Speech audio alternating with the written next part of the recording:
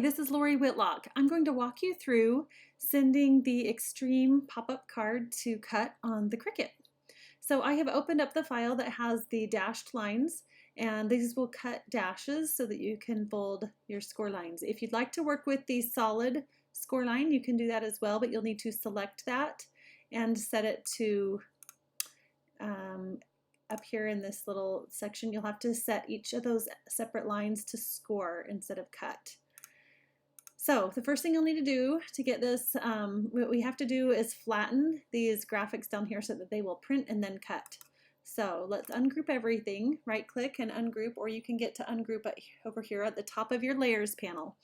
So this card base and its score line should be grouped together, and you can go ahead and click attach. That's going to bring it to the front, so you can just move that off to the side so that you can see all of your pieces. Same with this little piece here. It's already grouped together, but grouping it does not keep it together when you press make it, so you'll have to click attach.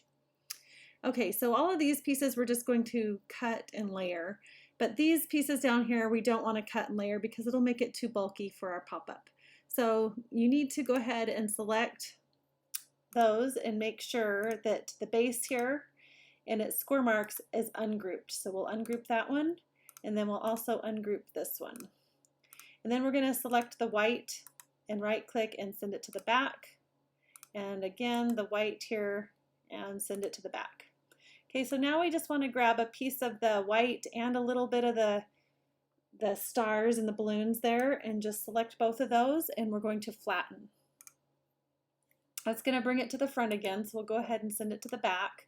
And now you can see those score marks on the front. We'll go ahead and select the score marks along with our flattened piece and click attach. Make sure you do it in this order or it doesn't work properly. Okay, so now we need to do the same thing over here. We'll select just a little bit of the star and the white background and click flatten. And then we'll send that to the back. And then we'll select the score marks with the flattened piece and click attach. And now we're ready to click make it. And you can see on the first page we have a print then cut set up for our balloons and stars on those two inserts on the first two pages.